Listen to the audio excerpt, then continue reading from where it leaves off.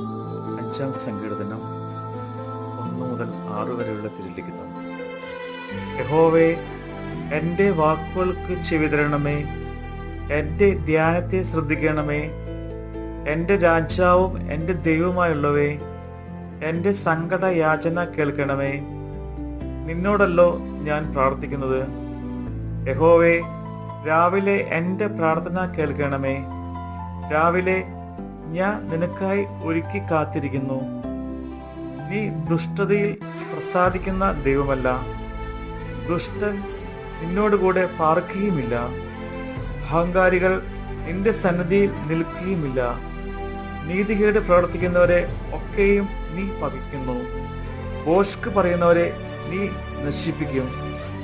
രക്തപാതവും ചതിവുള്ളവർ യഹോവയ്ക്ക് അറപ്പാകുന്നു. ദൈവവചനമാണ് നമ്മൾ കേട്ടത്.